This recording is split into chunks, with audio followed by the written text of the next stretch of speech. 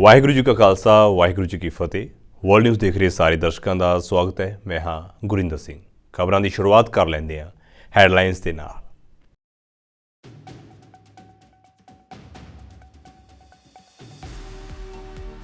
ਭਾਈ ਰਾਜੋਆਣਾ ਨੇ ਕੀਤੀ ਭੁੱਖ ਹੜਤਾਲ ਖਤਮ। ਸ੍ਰੀ ਅਕਾਲ ਤਖ਼ਤ ਸਾਹਿਬ ਦੇ ਜਥੇਦਾਰ ਸਾਹਿਬ ਦੇ ਨਾਲ ਮੁਲਾਕਾਤ ਮਗਰੋਂ ਲਿਆ ਫੈਸਲਾ।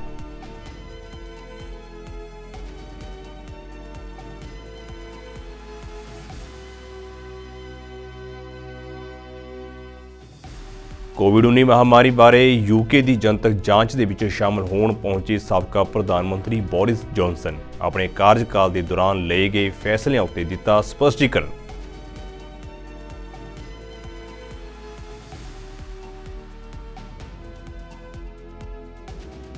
ਨੈਸ਼ਨਲ ਕ੍ਰਾਈਮ ਰਿਕਾਰਡ ਬਿਊਰੋ ਦੀ ਰਿਪੋਰਟ ਵਿੱਚ ਖੁਲਾਸਾ, ਭਾਰਤ ਵਿੱਚ ਰੋਜ਼ਾਨਾ 30 ਕਿਸਾਨ ਜਾਂ ਮਜ਼ਦੂਰ ਕਰ ਰਹੇ ਹਨ ਖੁਦਕੁਸ਼ੀਆਂ।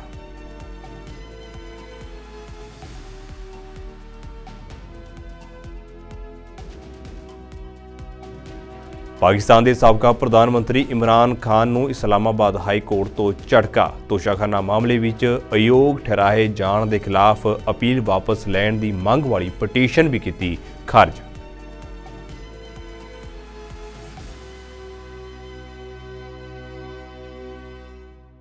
ਤੇ ਹੁਣ ਖਬਰਾਂ ਵਿਸਥਾਰ ਦੇ ਨਾਲ। ਭਾਰਤ ਵਿੱਚ ਖੇਤੀ ਅਤੇ ਕਿਸਾਨੀ ਨੂੰ ਲੈ ਕੇ ਵੱਡੇ ਦਾਅਵੇ ਕੀਤੇ ਜਾਂਦੇ ਨੇ ਅਤੇ ਕਈ ਤਰ੍ਹਾਂ ਦੀਆਂ ਸਕੀਮਾਂ ਚਲਾਈਆਂ ਜਾਂਦੀਆਂ ਨੇ। ਇਸ ਦੇ ਬਾਵਜੂਦ ਹਕੀਕਤ ਬਹੁਤ ਦੁਖਦਾਇਕ ਹੈ। ਦਾਅਵਿਆਂ ਅਤੇ ਸਕੀਮਾਂ ਦੇ ਬਾਵਜੂਦ ਦੇਸ਼ ਦੇ ਵਿੱਚ ਹਰ ਘੰਟੇ ਇੱਕ ਕਿਸਾਨ ਜਾਂ ਖੇਤ ਮਜ਼ਦੂਰ ਦੇ ਵੱਲੋਂ ਪਰੇਸ਼ਾਨ ਹੋ ਕੇ ਖੁਦਕੁਸ਼ੀ ਕੀਤੀ ਜਾ ਰਹੀ ਹੈ। ਨੈਸ਼ਨਲ ਕ੍ਰਾਈਮ ਰਿਕਾਰਡ ਬਿਊਰੋ ਦੇ ਵੱਲੋਂ 4 ਦਸੰਬਰ 2023 ਨੂੰ ਜਾਰੀ ਕੀਤੇ ਗਏ ਤਾਜ਼ਾ ਅੰਕੜਿਆਂ ਦੇ ਵਿੱਚ ਇਸ ਗੱਲ ਦਾ ਖੁਲਾਸਾ ਹੋਇਆ ਹੈ। ਰਿਪੋਰਟ ਮੁਤਾਬਕ 2022 ਦੇ ਵਿੱਚ ਕਿਸਾਨਾਂ ਦੇ ਵੱਲੋਂ ਕੀਤੀਆਂ ਜਾ ਰਹੀਆਂ ਖੁਦਕੁਸ਼ੀਆਂ ਦੇ ਮਾਮਲਿਆਂ ਦੇ ਵਿੱਚ ਪਿਛਲੇ ਸਾਲਾਂ ਨਾਲੋਂ ਵਾਧਾ ਹੋਇਆ ਹੈ। ਅੰਕੜਿਆਂ ਦੇ ਅਨੁਸਾਰ ਪਿਛਲੇ ਸਾਲ ਯਾਨੀ ਕਿ 2022 ਦੇ ਵਿੱਚ ਦੇਸ਼ ਭਰ ਵਿੱਚ ਕਿਸਾਨ ਮਜ਼ਦੂਰਾਂ ਦੇ ਵੱਲੋਂ ਕੀਤੀਆਂ ਜਾ ਰਹੀਆਂ ਖੁਦਕੁਸ਼ੀਆਂ ਦੇ 11,290 ਮਾਮਲੇ ਸਾਹਮਣੇ ਆਏ ਨੇ। ਇਹ ਸਾਲ 2021 ਵਿੱਚ ਖੁਦਕੁਸ਼ੀਆਂ ਦੀ ਗਿਣਤੀ ਨਾਲੋਂ 3.7% ਜ਼ਿਆਦਾ ਹੈ। ਰਿਪੋਰਟ ਮੁਤਾਬਕ ਦੇਸ਼ ਦੇ ਵਿੱਚ ਹਰ ਘੰਟੇ ਇੱਕ ਕਿਸਾਨ ਖੁਦਕੁਸ਼ੀ ਕਰਕੇ ਮਰ ਰਿਹਾ ਹੈ। ਜੇਕਰ ਪੰਜਾਬ ਦੇ ਕਿਸਾਨਾਂ ਦੀ ਗੱਲ ਕੀਤੀ ਜਾਵੇ ਤਾਂ ਪੰਜਾਬ ਖੇਤੀ ਪ੍ਰਧਾਨ ਸੂਬਾ ਹੋਣ ਕਰਕੇ ਇੱਥੇ ਵੱਡੀ ਮਾਤਰਾ ਵਿੱਚ ਕਿਸਾਨ ਖੇਤੀ ਕਰਦੇ ਨੇ। ਪੰਜਾਬ ਦੇ ਵਿੱਚ ਸਾਲ 2022 ਵਿੱਚ ਜਿਹੜੇ ਕਿਸਾਨ ਆਪਣੀ ਜ਼ਮੀਨ ਉੱਤੇ ਖੇਤੀ ਕਰਦੇ ਸਨ, ਉਹਨਾਂ ਵਿੱਚੋਂ 136 ਕਿਸਾਨਾਂ ਨੇ ਖੁਦਕੁਸ਼ੀ ਕੀਤੀ ਹੈ। ਦੂਜੇ ਪਾਸੇ ਉਹ ਕਿਸਾਨ ਜਿਹੜੇ ਕਿਸੇ ਹੋਰ ਦੀ ਜ਼ਮੀਨ ਨੂੰ ਠੇਕੇ ਉੱਤੇ ਲੈ ਕੇ ਖੇਤੀਬਾੜੀ ਕਰਦੇ ਨੇ, ਉਹਨਾਂ ਵਿੱਚੋਂ 21 ਕਿਸਾਨਾਂ ਨੇ ਖੁਦਕੁਸ਼ੀ ਕੀਤੀ ਹੈ। ਇਸ ਤੋਂ ਇਲਾਵਾ ਪੰਜਾਬ ਦੇ ਵਿੱਚ 47 ਮਜ਼ਦੂਰਾਂ ਵੱਲੋਂ ਵੀ ਫਾਹਾ ਲਿੱਤਾ ਗਿਆ ਹੈ। ਸ੍ਰੀ ਅਕਾਲ ਤਖ਼ਤ ਸਾਹਿਬ ਦੇ ਜਥੇਦਾਰ ਗਿਆਨੀ ਰਘਬੀਰ ਸਿੰਘ, ਤਖ਼ਤ ਸ੍ਰੀ ਕੇਸਗੜ੍ਹ ਸਾਹਿਬ ਦੇ ਜਥੇਦਾਰ ਗਿਆਨੀ ਸੁਲਤਾਨ ਸਿੰਘ ਅਤੇ SGPC ਪ੍ਰਧਾਨ ਭਾਈ ਹਰਜਿੰਦਰ ਸਿੰਘ ਧਾਮੀ ਦੇ ਨਾਲ ਮੀਟਿੰਗ ਤੋਂ ਬਾਅਦ ਭਾਈ ਬਲਵੰਤ ਸਿੰਘ ਰਾਜੋਆਣਾ ਨੇ ਭੁੱਖ ਹੜਤਾਲ ਖਤਮ ਕਰ ਦਿੱਤੀ ਹੈ। ਇਸ ਬਾਰੇ ਜਾਣਕਾਰੀ ਦਿੰਦਿਆਂ SGPC ਪ੍ਰਧਾਨ ਧਾਮੀ ਨੇ ਕਿਹਾ ਹੈ ਕਿ ਸ੍ਰੀ ਅਕਾਲ ਤਖ਼ਤ ਸਾਹਿਬ ਦੇ ਹੁਕਮਾਂ ਉੱਤੇ ਭਾਈ ਰਾਜੋਆਣਾ ਨੇ ਹੜਤਾਲ ਖਤਮ ਕਰ ਦਿੱਤੀ ਹੈ। ਇਸ ਦੇ ਨਾਲ ਹੀ ਭਾਈ ਰਾਜੋਆਣਾ ਨੇ ਆਖਿਆ ਹੈ ਕਿ ਉਹ ਹੁਣ ਹੋਰ ਉਡੀਕ ਨਹੀਂ ਕਰ ਸਕਦੇ ਅਤੇ ਜਲਦ ਤੋਂ ਜਲਦ ਉਹਨਾਂ ਦੇ ਕੇਸ ਦੇ ਵਿੱਚ ਫੈਸਲਾ ਕਰਵਾਇਆ ਜਾਵੇ। ਤੇ ਨਾਲ ਦੀ ਨਾਲ ਭਾਈ ਰਾਜੋਆਣਾ ਸਾਹਿਬ ਨੂੰ ਆਦੇਸ਼ ਕੀਤਾ। ਸ੍ਰੀ ਅਕਾਲ ਤਖ਼ਤ ਸਾਹਿਬ ਦਾ ਆਦੇਸ਼ ਹੁੰਦਾ ਹਮੇਸ਼ਾ ਹੀ ਕਿ ਭਾਈ ਰਾਜੋਆਣਾ ਸਾਹਿਬ ਵੀ ਆਪਣੀ ਸਿਹਤ ਨੂੰ ਮੁੱਦੇ ਨਜ਼ਰ ਰੱਖਦੇ ਹੋਏ ਇਹ ਭੁੱਖ ਹੜਤਾਲ ਦਾ ਫੈਸਲਾ ਵਾਪਸ ਲੈਣ। ਭਾਵੇਂ ਉਹਨਾਂ ਨੂੰ ਆਰਡਰ ਭੇਜ ਦਿੱਤਾ ਗਿਆ, ਆਦੇਸ਼ ਜਿਹੜਾ ਉਹ ਭੇਜ ਦਿੱਤਾ ਗਿਆ ਸੀਗਾ, ਪਰ ਫਿਰ ਵੀ ਅੱਜ ਸਿੰਘ ਸਾਹਿਬ ਚੇਚੇ ਤੌਰ ਤੇ ਸਿੰਘ ਸਾਹਿਬ ਗਿਆਨੀ ਰਘਬੀਰ ਸਿੰਘ ਜੀ, ਤਖ਼ਤ ਸ੍ਰੀ ਅਕਾਲ ਤਖ਼ਤ ਸਾਹਿਬ ਜੀ ਦੇ ਜਥੇਦਾਰ ਔਰ ਤਖ਼ਤ ਸ੍ਰੀ ਕੇਸਗੜ੍ਹ ਸਾਹਿਬ ਜੀ ਦੇ ਜਥੇਦਾਰ ਸਿੰਘ ਸਾਹਿਬ ਭਾਈ ਸੁਲਤਾਨ ਸਿੰਘ ਜੀ, ਉਹ ਅੱਜ ਆ ਕੇ ਤੇ ਨਾਲ ਮੈਂ ਉਹਨਾਂ ਨਾਲ ਚੰਗੇ ਮਾਹੌਲ ਦੇ ਵਿੱਚ ਗੱਲ ਹੋਈ। ਉਹਨਾਂ ਦੇ ਗੁੱਸੇ ਗਿਲੇ ਵੀ ਬਹੁਤ ਹੱਦ ਤੱਕ ਵਾਜਬ ਆ। ਵਾਜਬ ਇਸ ਕਰਕੇ ਆ ਕਿ ਮੈਂ ਤੁਹਾਡੇ ਮੀਡੀਅਮ ਰਾਹੀਂ ਵੀ ਕਹਿਣਾ ਚਾਹੁੰਦਾ ਕਿ ਉਹ ਹਾਲੇ ਬੰਦੀ ਸਿੰਘ ਨਹੀਂ ਬਣੇ। ਉਹ ਡੈਥ ਸੈਂਟੈਂਸ ਹੋਈ ਤੇ ਡੈਥ ਸੈੱਲ ਦੇ ਵਿੱਚ ਬੈਠੇ ਆ। ਦੂਸਰਿਆਂ ਸਿੰਘਾਂ ਨੇ ਕਿਉਂਕਿ ਕਿਸੇ ਨੂੰ ਡੈਥ ਪੈਨਲਟੀ ਨਹੀਂ, ਇਸ ਕਰਕੇ ਉਹ ਕਹਿੰਦੇ ਵੀ ਮੇਰਾ ਕੇਸ ਜਿਹੜਾ ਆ ਉਹ ਸਾਰਿਆਂ ਨਾਲੋਂ ਵੱਖਰਾ ਆ। ਤੇ ਕਈ ਵਾਰੀ ਇਹ ਵੀ ਐਲੀਗੇਸ਼ਨ ਲਾ ਦਿੰਦੇ ਵੀ ਸ਼੍ਰੋਮਣੀ ਅਕਾਲੀ ਦਲ ਤੇ ਸ਼੍ਰੋਮਣੀ ਗੁਰਦੁਆਰਾ ਪ੍ਰਬੰਧਕ ਕਮੇਟੀ ਕੱਲੇ ਭਾਈ ਰਾਜੋਆਣਾ ਸਾਹਿਬ ਦਾ ਕੇਸ ਚੱਕਦੇ, ਪਰ ਭਾਈ ਰਾਜੋਆਣਾ ਸਾਹਿਬ ਦਾ ਬਿਲਕੁਲ ਜਿਹੜਾ ਉਹ ਗੁੱਸਾ ਵਾਜਬ ਆ ਕਿ ਮੈਨੂੰ ਤਾਂ ਡੈਥ ਸੈਂਟੈਂਸ ਹੋਈ, ਉਹ ਮੇਰੇ ਤਾਂ ਹਾਲੇ ਕਮਿਊਟ ਹੀ ਨਹੀਂ ਹੋਈ। ਉਹ ਕਹਿੰਦੇ ਮੇਰਾ ਤਾਂ ਮੈਂ ਚਾਹੁੰਦਾ ਕਿ ਮੈਂ ਤਾਂ ਸੈਂਟਰ ਦੀ ਸਰਕਾਰ ਨੂੰ ਵੀ ਕਹਿਣਾ ਚਾਹੁੰਦਾ, ਹੁਣ 31 ਦਸੰਬਰ ਸਿੰਘ ਸਾਹਿਬ ਨੇ ਦਿੱਤੀ ਆ, ਇਹ ਸ਼੍ਰੋਮਣੀ ਕਮੇਟੀ ਨੇ ਨਹੀਂ ਦਿੱਤੀ ਤਰੀਕ, ਉਹਨੇ ਡੈਡਲਾਈਨ ਹੁਣ ਸ਼੍ਰੋਮਣੀ ਗੁਰਦੁਆਰਾ ਪ੍ਰਬੰਧਕ ਕਮੇਟੀ ਨੇ ਨਹੀਂ ਦਿੱਤੀ, ਸ਼੍ਰੀ ਅਕਾਲ ਤਖਤ ਸਾਹਿਬ ਨੇ ਦਿੱਤੀ ਆ। ਸਿੱਖ ਜਿਹੜੀ ਪਾਂਥਿਆ ਇਹਦੀਆਂ ਭਾਵਨਾਵਾਂ ਦੀ ਆਪਾਂ ਨੂੰ ਹੁਣ ਕਦਰ ਵੀ ਕਰਨੀ ਚਾਹੀਦੀ ਆ। ਸਬਰ ਨੂੰ ਹੋਰ ਲੰਬਾ ਨਾ ਦੇਖੀਏ, ਕਿਉਂਕਿ ਸਬਰ ਦੇਖਦੇ ਦੇਖਦੇ ਕਈ ਵਾਰੀ ਲੇਟ ਹੋ ਜਾਈਦਾ। ਫਿਰ ਹੁਣ ਸਿੰਘ ਸਾਹਿਬ ਨੇ ਉਹ 31 ਦਸੰਬਰ ਤੱਕ ਡੇਟ ਰੱਖੀ ਆ, ਤੇ ਪਰ ਅੱਜ ਮੈਂ ਕਹਿਣਾ ਚਾਹੁੰਦਾ ਸੈਂਟਰ ਦੀ ਸਰਕਾਰ ਨੂੰ, ਅਸੀਂ ਭੀਖ ਨਹੀਂ ਮੰਗਦੇ, ਅਸੀਂ ਇਨਸਾਫ ਮੰਗ ਰਹੇ ਹਾਂ। ਕਾਨੂੰਨ ਵੀ ਕਹਿੰਦਾ ਵੀ ਜਿਹੜਾ ਬੰਦਾ 5-7 ਸਾਲ ਡੈਥ ਸੈਂਟੈਂਸ ਦੇ ਵਿੱਚ ਡੈਥ ਸੈੱਲ ਦੇ ਵਿੱਚ ਬੈਠਾ ਨਹੀਂ ਐਗਜ਼ੀਕਿਊਸ਼ਨ ਹੋਈ ਤੇ ਉਹਨੂੰ ਉਮਰ ਕੈਦ ਦੇ ਵਿੱਚ ਬਦਲਿਆ ਜਾਵੇ। ਤੇ ਸਾਡੀ ਵਾਰ ਨੂੰ ਕਿਹੜੀਆਂ ਜੰਜੀਰਾਂ ਪਈਆਂ ਆ, ਕਿਉਂ ਨਹੀਂ ਕੀਤਾ ਜਾਂਦਾ ਇਹ ਫੈਸਲਾ? ਤੇ ਹੁਣ ਉਹ ਕਹਿੰਦਾ ਮੇਰੀ ਇਹ ਇੱਕ ਇੱਛਾ ਆ ਕਿ ਜੇ ਮੈਨੂੰ ਫਾਹੇ ਲਾਉਣਾ ਫਾਹੇ ਲਾ ਦਿਓ, ਤੇ ਜੇ ਮੇਰੀ ਫਾਹੇ ਨਹੀਂ ਲਾਉਣਾ ਤਾਂ ਫਿਰ ਮੇਰੀ ਡੈਥ ਸੈਂਟੈਂਸ ਕਮਿਊਟ ਕਰਕੇ ਇਹਨੂੰ ਲਾਈਫ ਇੰਪ੍ਰਿਜ਼ਨਮੈਂਟ ਬਦਲ ਦਿੱਤਾ ਜਾਵੇ। ਸੋ ਅਸੀਂ ਅੱਜ ਇੱਥੇ ਚੇਚੇ ਤੌਰ ਤੇ ਸਿੰਘ ਸਾਹਿਬ ਜੀ ਨੇ ਫਿਰ ਉਹਨਾਂ ਦਾ ਵਰਤ ਤੜਾਉਣ ਲਈ ਆ ਕੇ ਬੇਨਤੀ ਕੀਤੀ ਸੀ। ਇਸਲਾਮਾਬਾਦ ਹਾਈ ਕੋਰਟ ਨੇ ਪਾਕਿਸਤਾਨ ਦੇ ਸਾਬਕਾ ਪ੍ਰਧਾਨ ਮੰਤਰੀ ਇਮਰਾਨ ਖਾਨ ਦੀ ਤੋਸ਼ਾਖਾਨਾ ਕੇਸ ਦੇ ਵਿੱਚ ਆਪਣੀ ਅਯੋਗ ਠਹਿਰਾਏ ਜਾਣ ਵਿਰੁੱਧ ਆਪਣੀ ਅਪੀਲ ਵਾਪਸ ਲੈਣ ਦੇ ਲਈ ਇੱਕ ਹੋਰ ਅਪੀਲ ਪਾਈ ਸੀ, ਜਿਸ ਨੂੰ ਰੱਦ ਕਰ ਦਿੱਤਾ ਹੈ। ਹਾਈ ਕੋਰਟ ਦੇ ਚੀਫ ਜਸਟਿਸ ਆਮਿਰ ਫਾਰੂਕ ਨੇ ਬੀਤੇ ਦਿਨੀ ਇਹ ਫੈਸਲਾ ਸੁਣਾਇਆ, ਜੋ 13 ਸਤੰਬਰ ਦੇ ਲਈ ਰਾਖਵਾਂ ਰੱਖਿਆ ਗਿਆ ਸੀ। ਜ਼ਿਕਰਯੋਗ ਹੈ ਕਿ ਇਮਰਾਨ ਖਾਨ ਨੂੰ ਤੋਸ਼ਾਖਾਨਾ ਅਲ ਕਾਦਿਰ ਟਰਸਟ ਅਤੇ ਸਾਈਫਰ ਕੇਸਾਂ ਦੇ ਵਿੱਚ ਗ੍ਰਿਫਤਾਰ ਕੀਤਾ ਗਿਆ ਸੀ ਅਤੇ ਇਸ ਸਮੇਂ ਉਹ ਅਡਿਆਲਾ ਜੇਲ੍ਹ ਦੇ ਵਿੱਚ ਹਨ। 5 ਅਗਸਤ 2022 ਨੂੰ ਜ਼ਿਲ੍ਹਾ ਅਤੇ ਸੈਸ਼ਨ ਅਦਾਲਤ ਨੇ ਤੋਸ਼ਾਖਾਨਾ ਅਪਰਾਧਿਕ ਮਾਮਲੇ ਦੇ ਵਿੱਚ ਇਮਰਾਨ ਖਾਨ ਨੂੰ 3 ਸਾਲ ਦੀ ਸਜ਼ਾ ਸੁਣਾਈ ਸੀ। फैसले उनको काबिल कबूल नहीं थे। Chief justice Islamabad high court Aamir Farooq का वो फैसले करना उनको कबूल नहीं था, तो उन्होंने इस्लामाबाद हाई कोर्ट से वो अपील वापस लेने की दरख्वास्त दे दी थी इस्लामाबाद हाई कोर्ट में, लेकिन इस्लामाबाद हाई कोर्ट ने वो दरख्वास्त भी मुस्तरद कर दी। यानी कि मिसाल के तौर पे आप एक पिटिशन फाइल करते हैं बिफोर द कोर्ट और बाद में आप कहते हैं I want to take it back, I don't want to pursue it before this forum, तो वो इजाज़त देना भी मुस्तरद कर दिया इस्लामाबाद हाई कोर्ट ने। और इस्लामाबाद हाई कोर्ट ने कहा है कि ये हम ही सुनेंगे, आप इसको वापस भी नहीं ले सकते। तो जब इस हद तक मामला जो हैं वो अब ऐसे चल रहे हैं तो उसमें सर्टनली ट्रांसपेरेंसी का फुकदान नज़र आता है। तो सवाल तो उठते हैं, सवाल उठेंगे। जो आप हासिल करना चाह रहे हैं उसका हसूल वक्ती तौर पर मुमकिन हो जाएगा, but in the longer run system तबाह हो जाएगा, लोगों का एतमाद उठ जाएगा, मायूसी फैल जाएगी और सवाल रह जाएंगे जो फिर मौरख अपने तारीख़ की किताबों में उनके जवाब दर्ज करेगा और आने वाली नस्लों को पहुँचेंगे। लेकिन अभी यही लग रहा है कि यही प्लान है कि ऐसे ही हो, और होता है तो हो, कोई प्रॉब्लम नहीं है स्टेक होल्डर्स को। अच्छा जी, अगली खबर जो है वो justice Ijazul Pakistan Peoples Party ਨੇ ਦਾਅਵਾ ਕੀਤਾ ਹੈ ਕਿ PPP ਦੇਸ਼ ਦੇ ਵਿੱਚ ਇੱਕਮਾਤਰ ਸਿਆਸੀ ਪਾਰਟੀ ਹੈ ਜੋ ਸਮੇਂ ਉੱਤੇ ਚੋਣਾਂ ਚਾਹੁੰਦੀ ਹੈ। PPP ਦੇ ਚੇਅਰਮੈਨ ਬਿਲਾਵਲ ਭੁੱਟੋ ਜ਼ਰਦਾਰੀ ਨੇ ਕਿਹਾ ਹੈ ਕਿ PPP ਦੇਸ਼ ਦੇ ਵਿੱਚ ਇੱਕੋ ਇੱਕ ਪਾਰਟੀ ਹੈ ਜੋ ਚੋਣਾਂ ਕਰਵਾਉਣਾ ਚਾਹੁੰਦੀ ਹੈ। ਆਪਣੇ ਸੰਬੋਧਨ ਦੌਰਾਨ ਭੁੱਟੋ ਨੇ ਹੋਰਨਾਂ ਪਾਰਟੀਆਂ ਉੱਤੇ ਨਿਸ਼ਾਨਾ ਸਾਧਦੇ ਹੋਏ ਕਿਹਾ ਹੈ ਕਿ ਇਸ ਦੇਸ਼ ਦੇ ਨੇਤਾ ਭ੍ਰਿਸ਼ਟ ਹਨ, ਪਰ ਉਹ ਇਕੱਲੇ ਅਜਿਹੇ ਲੀਡਰ ਹਨ ਜਿਨ੍ਹਾਂ ਉੱਤੇ ਕੋਈ ਵੀ ਦਾਗ ਨਹੀਂ ਹੈ। हम वो वाहिद जमात है जो कहते हैं कि हमारे सियासी मुखालिफ नहीं, हमारा सियासी दुश्मन नहीं। ऐसा इस मुल्क में कोई सियासतदान नहीं है जो मैं कहूं कि ये मेरा मुखालिफ है, मैं इससे मुकाबला कर रहा हूं। हमारा मुकाबला पाकिस्तान पीपल्स पार्टी का मुकाबला इस गुर्बत, इस बेरोजगारी और इस महंगाई से है। हम तीन नस्लों से ये जद्दोजहद लड़ रहे हैं। हमने यही अपने बड़ों से सीखा है, यही अपना वालदा से मैं ये सीखा हूं कि इस मुल्क का गरीबों को कैसे नुमाइंदगी करना है, इस मुल्क का मजदूर का, इस मुल्क का किसान का कैसे ख्याल रखना है, इस मुल्क का आम आदमी का आवाज बनना है, इस मुल्क का पसमानदा तबका का नुमाइंदगी करना है। ये हमारा सियासी हमारा ट्रेनिंग हुआ है तो इसमें हुआ है।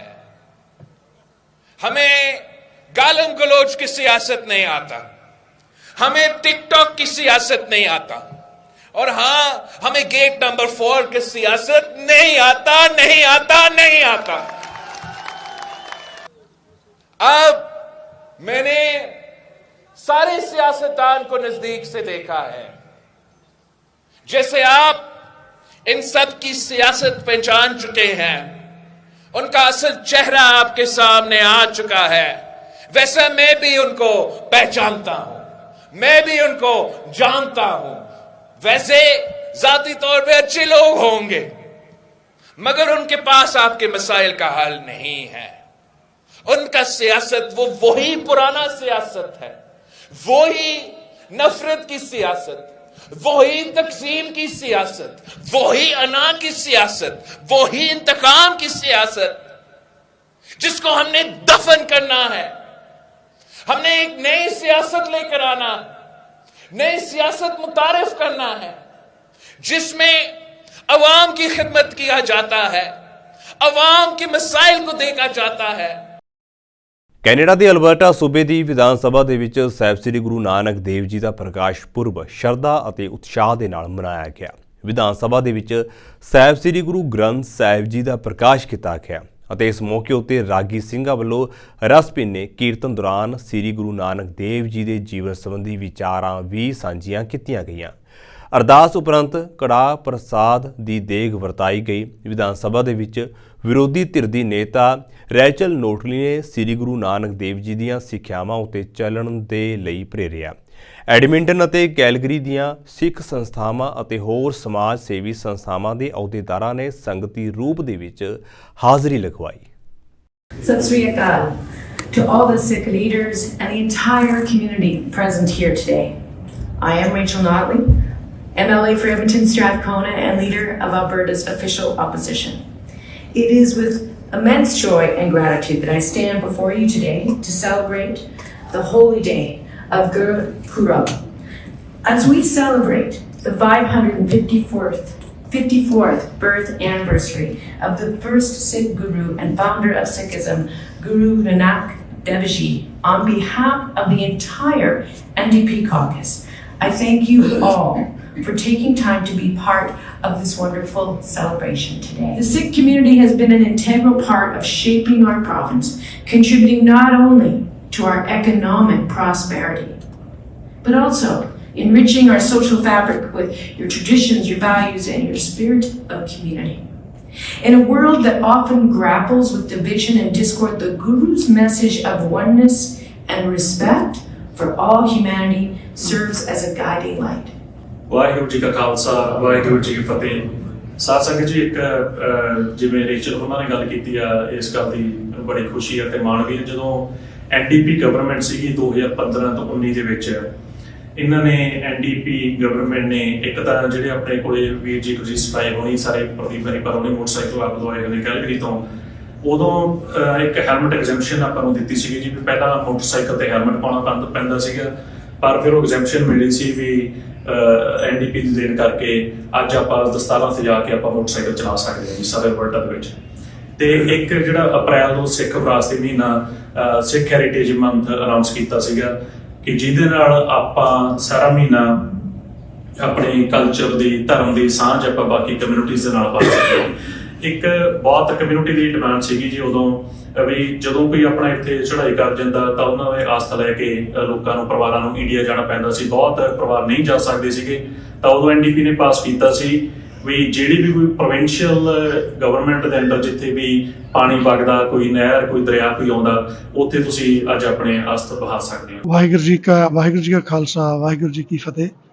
ਅੱਜ ਅਸੀਂ ਇੱਥੇ ਲੈਜਿਸਲੇਚਰ ਅਸੈਂਬਲੀ ਜਿਹੜੀ ਅਲਬਰਟਾ ਦੀ ਉਹਦੇ ਸਾਹਮਣੇ ਖੜੇ ਹਾਂ, ਤੇ ਐਨਡੀਪੀ ਕਾਕਸ ਵੱਲੋਂ ਜਿਹੜਾ ਸਿੱਖ ਭਾਈਚਾਰਾ ਉਹਦੇ ਸਹਿਯੋਗ ਦੇ ਨਾਲ ਇੱਥੇ ਗੁਰੂ ਨਾਨਕ ਦੇਵ ਜੀ ਜਿਹੜੇ ਆਪਣੇ ਸਿੱਖਾਂ ਦੇ ਪਹਿਲੇ ਗੁਰੂ ਆ, ਉਹਨਾਂ ਦਾ ਜਿਹੜਾ ਗੁਰਪੁਰਬ ਆ ਉਹ ਇੱਥੇ ਇਵੈਂਟ ਆਰਗੇਨਾਈਜ਼ ਕੀਤਾ ਸੀਗਾ। ਤੇ ਅਲਬਰਟਾ ਦੇ ਪੂਰੇ ਗੁਰਦੁਆਰਾ ਸਾਹਿਬ ਜਿਹੜੇ ਹੈ Calgary, Edmonton, even Red Deer ਜਿਹੜੇ ਛੋਟੇ ਸ਼ਹਿਰ ਆ, ਉਹਨਾਂ ਨੇ ਬਹੁਤ ਹੀ ਜਿਹੜਾ ਮੈਂ ਸਮਝਦਾ ਕਿ ਤਹਿ ਦਿਲੋਂ ਬਹੁਤ ਹੀ ਜੋਸ਼ ਦੇ ਨਾਲ ਇਹ ਸਾਰੇ ਦੇ ਵਿੱਚ ਸਹਿਯੋਗ ਦਿੱਤਾ। ਹੋਰ ਭਾਈਚਾਰੇ ਵੀ ਆਏ ਹੋਏ ਸੀ, ਜਿਹੜੇ ਹੋਰ ਭਾਈਚਾਰੇ ਨੂੰ ਬਿਲੋਂਗ ਕਰਦੇ ਪੋਲੀਟੀਕਲ ਰਿਪਰੈਜ਼ੈਂਟੇਟਿਵ ਸੀ, ਉਹ ਵੀ ਇੱਥੇ ਸਨ। ਤੇ ਸਾਰਿਆਂ ਨੇ ਜਿਹੜਾ ਇੱਥੇ ਗੁਰਬਾਣੀ ਦਾ ਪਾਠ ਸੁਣਿਆ ਤੇ ਗੁਰੂ ਨਾਨਕ ਦੇਵ ਦੇ ਜਿਹੜੇ ਮੈਸੇਜ ਆ ਉਹ ਸਾਂਝੇ ਕੀਤੇ ਨੇ। ਤੇ ਇਹ ਬਹੁਤ ਹੀ ਮੈਂ ਸਮਝਦਾ ਕਿ ਜਿਹੜਾ ਸ਼ੁਭ ਕਾਰਜ ਆ, ਜਿਹਦੀ ਇੱਥੇ ਇੱਕ ਵਾਰ ਪਹਿਲਾਂ ਵੀ ਕਿਤੇ ਹਿਸਟਰੀ ਦੇ ਵਿੱਚ ਇੱਦਾਂ ਮਨਾਇਆ ਗਿਆ ਸੀਗਾ ਤੇ ਦੂਸਰੀ ਵਾਰ ਆ ਇਹ ਜਿਹੜਾ ਬਹੁਤ ਹੀ ਸ਼ੁਭ ਕਾਰਜ ਮੇਰਾ ਮਤਲਬ ਸ਼ੁਰੂ ਕੀਤਾ ਗਿਆ। ਤੇ ਆਸ ਹੈ ਕਿ ਇਸੇ ਤਰ੍ਹਾਂ ਜਿਹੜਾ ਆ ਆਉਣ ਵਾਲੇ ਸਾਲਾਂ ਦੇ ਵਿੱਚ। ਬ੍ਰਿਟਿਸ਼ ਪ੍ਰਧਾਨ ਮੰਤਰੀ ਰਿਸ਼ੀ ਸੁਨਕ ਰਵਾਂਡਾ ਦੇ ਵਿੱਚ ਗੈਰ ਕਾਨੂੰਨੀ ਪ੍ਰਵਾਸੀਆਂ ਨੂੰ ਵਸਾਉਣ ਦੀ ਆਪਣੀ ਨੀਤੀ ਨੂੰ ਲੈ ਕੇ ਆਪਣੀ ਹੀ ਸੱਤਾਧਾਰੀ ਕੰਜ਼ਰਵੇਟਿਵ ਪਾਰਟੀ ਦੇ ਆਗੂਆਂ ਦੇ ਨਿਸ਼ਾਨੇ ਉੱਤੇ ਹਨ। ਬੀਤੇ ਦਿਨੀ ਸੁਨਕ ਦੇ ਸਹਿਯੋਗੀ ਰਾਬਰਟ ਜੇਨਰਿਕ ਨੇ ਇਸ ਨੀਤੀ ਨੂੰ ਲੈ ਕੇ ਇਮੀਗ੍ਰੇਸ਼ਨ ਮੰਤਰੀ ਦੇ ਅਹੁਦੇ ਤੋਂ ਅਸਤੀਫਾ ਦੇ ਦਿੱਤਾ ਸੀ ਅਤੇ ਹਾਲ ਹੀ ਦੇ ਵਿੱਚ ਬ੍ਰਿਟੇਨ ਦੀ ਸੁਪਰੀਮ ਕੋਰਟ ਨੇ ਵੀ ਰਵਾਂਡਾ ਵਿੱਚ ਗੈਰ ਕਾਨੂੰਨੀ ਪ੍ਰਵਾਸੀਆਂ ਨੂੰ ਵਸਾਉਣ ਦੀ ਯੋਜਨਾ ਨੂੰ ਗੈਰ ਕਾਨੂੰਨੀ ਕਰਾਰ ਦਿੱਤਾ ਸੀ। ਇਸ ਦੌਰਾਨ ਸੁਨਕ ਨੇ ਇੱਕ ਵਾਰ ਫਿਰ ਇਸ ਨੀਤੀ ਦਾ ਜ਼ੋਰਦਾਰ ਸਮਰਥਨ ਕੀਤਾ ਅਤੇ ਇਸ ਨੂੰ ਹੁਣ ਤੱਕ ਦਾ ਸਭ ਤੋਂ ਸਖਤ ਇਮੀਗ੍ਰੇਸ਼ਨ ਵਿਰੋਧੀ ਕਾਨੂੰਨ ਦੱਸਿਆ।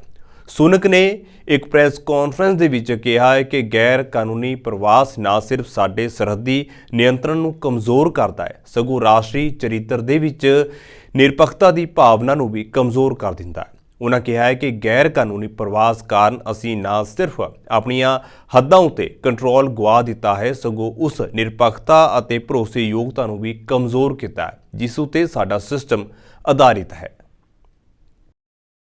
Today, the government has introduced the toughest anti-illegal immigration law ever. I know that it will upset some people and you will hear a lot of criticism about it.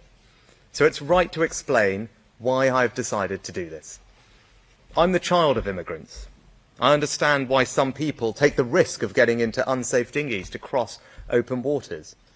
It's because the United Kingdom is an incredible country. It offers opportunity, hope and safety. But the difference is, my family came here legally.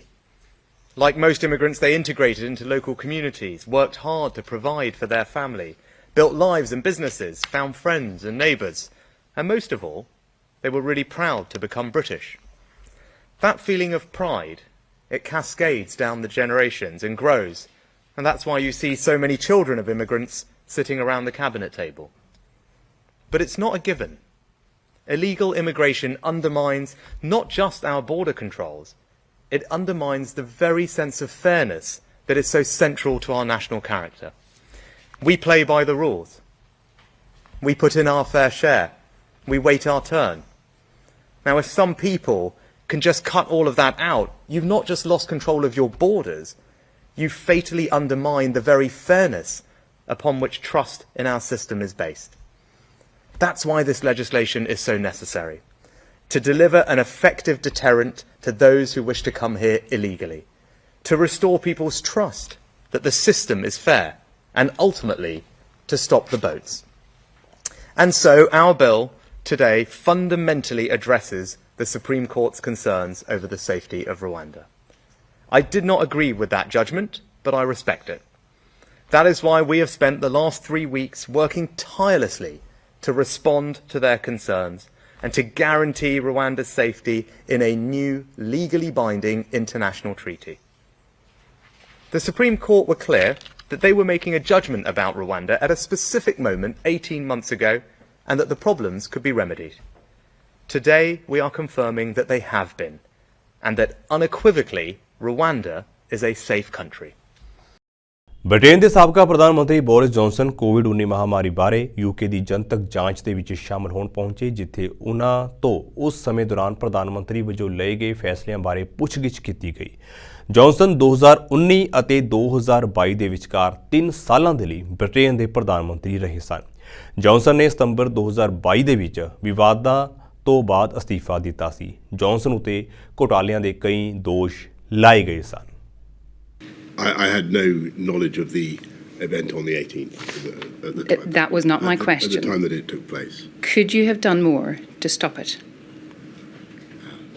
I think that the trouble was, as I've said, that people were working extremely hard, and I think the answer to that is that given what I knew at the time about what was going on, the answer to that is no. But what I possibly should have done is issued a general instruction to everybody to be mindful of the rules and how things would appear. And as I say, I think in one of the WhatsApps that was earlier quoted by the counsel to the inquiry, that's my view. I don't think that's quite true. There were obviously plenty of opportunities in which I could meet the leaders of the devolved administrations. Had excellent relations both with Michelle and Arlene Foster, but as the inquiry has heard, we tried to split the Labour. My judgment that the DAs, and with whom we had excellent relations, and I think that overwhelmingly things worked well across the UK. But I thought that the CDL was well placed to deal with them, and he did Deliberately. I think the problem with and I remember we covered this yesterday. The problem with that particular approach was that it was still vulnerable to some of the weaknesses you've just mentioned. ਰੂਸ ਦੇ ਵਿੱਚ ਰਾਸ਼ਟਰਪਤੀ ਦੇ ਅਹੁਦੇ ਲਈ ਚੋਣ ਦੀ ਮਿਤੀ ਦਾ ਐਲਾਨ ਕਰ ਦਿੱਤਾ ਗਿਆ ਹੈ। ਅਗਲੀ ਰਾਸ਼ਟਰਪਤੀ ਚੋਣ ਦੀ ਮਿਤੀ 17 ਮਾਰਚ 2024 ਤੈਅ ਕੀਤੀ ਗਈ ਹੈ। ਸੰਸਦ ਦੇ ਉੱਪਰਲੇ ਸਦਨ ਨੇ ਸਰਬਸੰਮਤੀ ਨਾਲ ਚੋਣਾਂ ਦੀ ਮਿਤੀ ਦੀ ਪੁਸ਼ਟੀ ਕੀਤੀ। ਫਿਲਹਾਲ ਰੂਸ ਦੇ ਮੌਜੂਦਾ ਰਾਸ਼ਟਰਪਤੀ ਵਲਾਦੀਮੀਰ ਪੁਤਿਨ ਨੇ ਚੋਣ ਲੜਨ ਦੇ ਆਪਣੇ ਇਰਾਦੇ ਦਾ ਐਲਾਨ ਨਹੀਂ ਕੀਤਾ। ਮੰਨਿਆ ਜਾ ਰਿਹਾ ਹੈ ਕਿ ਪੁਤਿਨ 5ਵੀਂ ਵਾਰ ਚੋਣ ਲੜਨਗੇ ਅਤੇ ਦੇਸ਼ ਦੀ ਕਮਾਨ ਸੰਭਾਲਣਗੇ। ਚੋਣਾਂ ਤੋਂ ਪਹਿਲਾਂ ਪੁਤਿਨ ਦੀ ਜਿੱਤ ਯਕੀਨੀ ਮੰਨੀ ਜਾ ਰਹੀ ਹੈ ਕਿਉਂਕਿ ਉਸ ਨੂੰ ਚੁਣੌਤੀ ਦੇਣ ਵਾਲੇ ਉਸ ਦੇ ਸੰਭਾਵੀ ਵਿਰੋਧੀ ਜਾਂ ਤਾਂ ਜੇਲ੍ਹ ਦੇ ਵਿੱਚ ਹਨ ਜਾਂ ਵਿਦੇਸ਼ ਵਿੱਚ ਰਹਿ ਰਹੇ ਨੇ। ਇਸ ਦੇ ਨਾਲ ਹੀ ਜ਼ਿਆਦਾਤਰ ਸੁਤੰਤਰ ਮੀਡੀਆ ਉੱਤੇ ਪਾਬੰਦੀ ਲਗਾ ਦਿੱਤੀ ਗਈ ਹੈ। ਅਜਿਹੇ ਵਿੱਚ ਮਾਰਚ ਵਿੱਚ ਹੋਣ ਵਾਲੀਆਂ ਚੋਣਾਂ ਕਾਰਨ ਪੁਤਿਨ ਦੇ ਘੱਟੋ ਘੱਟ 2030 ਤੱਕ ਸੱਤਾ ਵਿੱਚ ਬਣੇ ਰਹਿਣ ਦੀ ਪ੍ਰਬਲ ਯਾਨੀ ਕਿ ਵੱਡੀ ਸੰਭਾਵਨਾ ਹੈ। ਇਸ ਦੌਰਾਨ ਰੂਸ ਅਤੇ ਯੂਕਰੇਨ ਵਿਚਾਲੇ ਜੰਗ ਜਾਰੀ ਹੈ। ਰੂਸ ਜੰਗ ਦੇ ਵਿੱਚ ਉਲਝਿਆ ਹੋਇਆ ਹੈ, ਪਰ ਉਸ ਦਾ ਮੰਨਣਾ ਹੈ ਕਿ ਵੋਟਿੰਗ ਉਸ ਖੇਤਰ ਵਿੱਚ ਵੀ ਹੋਵੇਗੀ ਜਿਸ ਨੂੰ ਉਹ ਆਪਣਾ ਨਵਾਂ ਖੇਤਰ ਦੱਸਦੇ ਹਨ। ਯੂਕਰੇਨ ਦੇ ਕੁਝ ਹਿੱਸੇ ਵੀ ਹੁਣ ਰੂਸੀ ਫੌਜ ਦੇ ਕਬਜ਼ੇ ਵਿੱਚ ਆ ਚੁੱਕੇ ਨੇ। ਯੂਕਰੇਨ ਦਾ ਕਹਿਣਾ ਹੈ ਕਿ ਉਹ ਉਦੋਂ ਤੱਕ ਆਰਾਮ ਨਹੀਂ ਕਰੇਗਾ ਜਦੋਂ ਤੱਕ ਉਹ ਆਪਣੇ ਕਬਜ਼ੇ ਵਾਲੇ ਖੇਤਰਾਂ ਤੋਂ ਹਰ ਆਖਰੀ ਫੌਜੀ ਨੂੰ ਬਾਹਰ ਨਹੀਂ ਕੱਢ ਲੈਂਦਾ। ਰੂਸ ਦੇ ਵਿੱਚ ਲਗਭਗ 110 ਮਿਲੀਅਨ ਲੋਕਾਂ ਨੂੰ ਵੋਟ ਪਾਉਣ ਦਾ ਅਧਿਕਾਰ ਹੈ, ਪਰ ਆਮ ਤੌਰ ਉੱਤੇ ਸਿਰਫ 70-80 ਮਿਲੀਅਨ ਲੋਕ ਹੀ ਵੋਟ ਦਿੰਦੇ ਹਨ। ਇਸ ਤੋਂ ਪਹਿਲਾਂ ਸਾਲ 2018 ਦੇ ਵਿੱਚ 67.5% ਲੋਕਾਂ ਨੇ ਵੋਟ ਪਾਈ ਸੀ। ਜ਼ਿਕਰਯੋਗ ਹੈ ਕਿ ਵਲਾਦੀਮੀਰ ਪੁਤਿਨ 1999 ਵਿੱਚ ਪਹਿਲੀ ਵਾਰ ਰੂਸ ਦੇ ਰਾਸ਼ਟਰਪਤੀ ਬਣੇ। ਉਹਨਾਂ ਨੂੰ 1999 ਦੇ ਆਖਰੀ ਦਿਨ ਬੋਰਿਸ ਯੇਲਤਸਿਨ ਦੁਆਰਾ ਰਾਸ਼ਟਰਪਤੀ ਦਾ ਅਹੁਦਾ ਸੌਂਪਿਆ ਗਿਆ ਸੀ, ਜਿਸ ਤੋਂ ਬਾਅਦ ਪੁਤਿਨ ਨੇ ਜੋਸੇਫ ਸਟਾਲਿਨ ਤੋਂ ਬਾਅਦ ਕਿਸੇ ਹੋਰ ਰੂਸੀ ਸ਼ਾਸਕ ਨਾਲੋਂ ਸਭ ਤੋਂ ਲੰਮਾ ਸਮਾਂ ਇਹ ਰਾਜ ਕੀਤਾ। ਰਾਸ਼ਟਰਪਤੀ ਨਿਯੁਕਤ ਹੋਣ ਤੋਂ ਬਾਅਦ ਪੁਤਿਨ ਨੇ 2000 ਦੀਆਂ ਰਾਸ਼ਟਰਪਤੀ ਚੋਣਾਂ ਵਿੱਚ 53.0% ਅਤੇ 2004 ਦੀਆਂ ਚੋਣਾਂ 71.3% ਵੋਟਾਂ ਨਾਲ ਜਿੱਤੀਆਂ ਸਨ। ਚੀਨ ਦੀ ਬਰਾਮਦ 7 ਮਹੀਨਿਆਂ ਬਾਅਦ ਨਵੰਬਰ ਦੇ ਮਹੀਨੇ ਵਧੀ ਹੈ, ਜਦਕਿ ਦਰਾਮਦ ਵਿੱਚ ਗਿਰਾਵਟ ਆਈ ਹੈ। ਇਸ ਤੋਂ ਪਹਿਲਾਂ ਅਪ੍ਰੈਲ ਦੇ ਵਿੱਚ ਬਰਾਮਦ ਵਿੱਚ ਵਾਧਾ ਦਰਜ ਕੀਤਾ ਗਿਆ ਸੀ। ਬਰਾਮਦ 1 ਸਾਲ ਪਹਿਲਾਂ ਦੀ ਤੁਲਨਾ ਵਿੱਚ 0.5% ਵੱਧ ਕੇ 291.9 ਅਰਬ ਅਮਰੀਕੀ ਡਾਲਰ ਹੋ ਗਈ ਹੈ। ਹਾਲਾਂਕਿ ਦਰਾਮਦ ਅਕਤੂਬਰ ਦੇ ਵਿੱਚ 3% ਚੜ੍ਹਨ ਤੋਂ ਬਾਅਦ ਨਵੰਬਰ ਦੇ ਵਿੱਚ 0.6% ਡਿੱਗ ਕੇ 223.5 ਅਰਬ ਅਮਰੀਕੀ ਡਾਲਰ ਰਹੀ ਹੈ। ਦੱਸ ਦਈਏ ਕਿ ਕੋਵਿਡ-19 ਦੇ ਨਾਲ ਨਜਿੱਠਣ ਦੇ ਲਈ ਲਗਾਈਆਂ ਗਈਆਂ ਸਖਤ ਪਾਬੰਦੀਆਂ ਪਿਛਲੇ ਸਾਲ ਦੇ ਅਖੀਰ ਦੇ ਵਿੱਚ ਹਟਾਏ ਜਾਣ ਤੋਂ ਬਾਅਦ ਦੇਸ਼ ਨੂੰ ਮੁੜ ਪਟੜੀ ਉੱਤੇ ਲਿਆਉਣ ਦੇ ਯਤਨ ਜਾਰੀ ਹਨ। ਚੀਨ ਦਾ ਨਵੰਬਰ ਦੇ ਵਿੱਚ ਵਪਾਰ ਸਰਪਲਸ 21% ਵੱਧ ਕੇ 68.4 ਅਰਬ ਰਿਹਾ, ਜੋ ਅਕਤੂਬਰ ਦੇ ਵਿੱਚ 56.5 ਅਰਬ ਅਮਰੀਕੀ ਡਾਲਰ ਸੀ। ਯੂਰਪ ਅਤੇ ਏਸ਼ੀਆ ਵਿੱਚ ਫੈਡਰਲ ਰਿਜ਼ਰਵ ਅਤੇ ਕੇਂਦਰੀ ਬੈਂਕਾਂ ਦੇ ਮਹਿੰਗਾਈ ਨੂੰ ਘੱਟ ਕਰਨ ਲਈ ਪਿਛਲੇ ਸਾਲ ਵਿਆਜ ਦਰਾਂ ਵਧਾਉਣੀ ਸ਼ੁਰੂ ਕਰਨ ਤੋਂ ਬਾਅਦ ਖੰਡ ਬਰਾਮਦ ਦੀ ਮੰਗ ਕਮਜ਼ੋਰ ਰਹੀ ਹੈ। ਇਜ਼ਰਾਈਲੀ ਫੌਜ ਨੇ ਬੀਤੀ ਰਾਤ ਗਾਜ਼ਾ ਦੇ ਰਾਫਾ ਕਸਬੇ ਉਤੇ 2 ਵਾਰ ਭਿਆਨਕ ਹਮਲੇ ਕੀਤੇ। ਲੋਕਾਂ ਮੁਤਾਬਕ ਇਜ਼ਰਾਈਲ ਦੇ ਵੱਲੋਂ ਹਮਲੇ ਦਾ ਘੇਰਾ ਵਧਾਉਣ ਮਗਰੋਂ ਰਾਫਾ ਹੀ ਅਜਿਹਾ ਟਿਕਾਣਾ ਬਚਿਆ ਸੀ ਜਿੱਥੇ ਉਹ ਥੋੜਾ ਬਹੁਤ ਆਪਣੇ ਆਪ ਨੂੰ ਸੁਰੱਖਿਅਤ ਸਮਝ ਰਹੇ ਸਨ, ਪਰ ਹਮਲਿਆਂ ਨੇ ਉਹਨਾਂ ਦੇ ਵਿੱਚ ਦਹਿਸ਼ਤ ਪੈਦਾ ਕਰ ਦਿੱਤੀ ਹੈ। ਸੰਯੁਕਤ ਰਾਸ਼ਟਰ ਦੇ ਅਧਿਕਾਰੀਆਂ ਨੇ ਕਿਹਾ ਹੈ ਕਿ ਹੁਣ ਗਾਜ਼ਾ ਵਿੱਚ ਕੋਈ ਵੀ ਥਾਂ ਸੁਰੱਖਿਅਤ ਨਹੀਂ ਰਹੀ ਹੈ। ਦੱਖਣੀ ਸ਼ਹਿਰ ਖਾਨ ਯੂਨਿਸ ਦੇ ਆਲੇ ਦੁਆਲੇ ਗਹਿ-ਗੱਚ ਲੜਾਈ ਨੇ ਲੱਖਾਂ ਲੋਕਾਂ ਨੂੰ ਉੱਥੋਂ ਆਪਣੇ ਟਿਕਾਣੇ ਛੱਡਣ ਲਈ ਮਜਬੂਰ ਕਰ ਦਿੱਤਾ। ਉੱਤਰੀ ਅਤੇ ਕੇਂਦਰੀ ਗਾਜ਼ਾ ਦਾ ਸੰਪਰਕ ਤੋੜਨ ਅਤੇ ਰਾਹਤ ਸਮੱਗਰੀ ਰੋਕਣ ਕਰਕੇ ਫਲਸਤੀਨੀ ਮਿਸਰ ਸਰਹੱਦ ਨਾਲ ਲੱਗਦੇ ਰਾਫਾ ਅਤੇ ਹੋਰ ਇਲਾਕਿਆਂ ਵੱਲ ਹਿਜਰਤ ਕਰ ਗਏ ਹਨ। ਇਜ਼ਰਾਈਲ ਨੇ ਇਨ੍ਹਾਂ ਇਲਾਕਿਆਂ ਵਿੱਚ ਵੀ ਹਵਾਈ ਹਮਲੇ ਕੀਤੇ ਹਨ ਅਤੇ ਉਸ ਦਾ ਦਾਅਵਾ ਹੈ ਕਿ ਉਹ ਹਮਾਸ ਦੇ ਟਿਕਾਣਿਆਂ ਨੂੰ ਨਿਸ਼ਾਨਾ ਬਣਾ ਰਿਹਾ ਹੈ। ਰਾਫਾ ਦੇ ਵਿੱਚ ਬੁੱਧਵਾਰ ਨੂੰ ਕੀਤੇ ਗਏ ਹਮਲੇ ਦੌਰਾਨ ਇੱਕ ਘਰ ਪੂਰੀ ਤਰ੍ਹਾਂ ਤਬਾਹ ਹੋ ਗਿਆ। ਇੱਕ ਪ੍ਰਤੱਖਦਰਸ਼ੀ ਨੇ ਕਿਹਾ ਹੈ ਕਿ ਹਮਲੇ ਵਿੱਚ 20 ਵਿਅਕਤੀ ਮਾਰੇ ਗਏ ਹਨ। ਲੋਕਾਂ ਨੇ ਕਿਹਾ ਹੈ ਕਿ ਤੜਕੇ ਇੱਕ ਹੋਰ ਘਰ ਉੱਤੇ ਬੰਬਾਰੀ ਹੋਈ। ਫੌਜ ਨੇ ਦੋਸ਼ ਲਾਇਆ ਹੈ ਕਿ ਰਾਫਾ ਦੇ ਵਿੱਚ ਦਹਿਸ਼ਤਗਰਦਾਂ ਨੇ ਉਹਨਾਂ ਉੱਤੇ ਰਾਕੇਟ ਦਾਗੇ ਹਨ। ਸੰਯੁਕਤ ਰਾਸ਼ਟਰ ਨੇ ਕਿਹਾ ਹੈ ਕਿ 23 ਲੱਖ ਦੀ ਆਬਾਦੀ ਵਿੱਚੋਂ 80% ਤੋਂ ਜ਼ਿਆਦਾ ਲੋਕ ਪਹਿਲਾਂ ਹੀ ਆਪਣਾ ਘਰ ਛੱਡ ਕੇ ਜਾ ਚੁੱਕੇ ਨੇ। ਰਾਫਾ ਦੇ ਵਿੱਚ ਕਰੀਬ 2.80 ਲੱਖ ਦੀ ਆਬਾਦੀ ਹੈ ਅਤੇ ਉੱਥੇ ਪਹਿਲਾਂ ਹੀ 4.70 ਲੱਖ ਲੋਕ ਪੁੱਜ ਚੁੱਕੇ ਨੇ। ਮਿਸਰ ਨੇ ਸ਼ਰਨਾਰਥੀਆਂ ਨੂੰ ਰੋਕਣ ਦੇ ਲਈ ਸਰਹੱਦ ਉੱਤੇ ਹਜ਼ਾਰਾਂ ਜਵਾਨ ਤਾਇਨਾਤ ਕਰਦਿਆਂ ਵੱਡੇ ਅੜਿੱਕੇ ਲਗਾਏ ਹੋਏ ਨੇ। ਸੋ ਫਿਲਹਾਲ ਦੇ ਲਈ ਵਰਲਡ ਨਿਊਜ਼ ਦੇ ਵਿੱਚ ਇੰਨਾ ਹੀ ਤੇ ਹੁਣ ਮੈਨੂੰ ਇਜਾਜ਼ਤ ਦਿਓ। ਵਾਹਿਗੁਰੂ ਜੀ ਕਾ ਖਾਲਸਾ, ਵਾਹਿਗੁਰੂ ਜੀ ਕੀ ਫਤਿਹ।